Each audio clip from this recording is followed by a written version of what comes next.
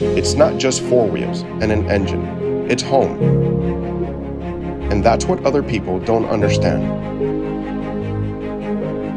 All they see is a bunch of metal, cables, glass, and rubber.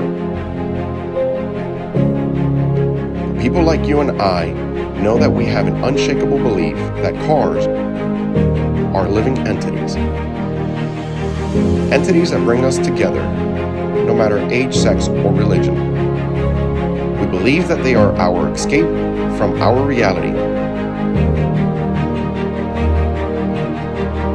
And in that moment, when you get close to red line, the street lights appear as faint flashes. Our heartbeat accelerates, the eyes widen, and we finally become free.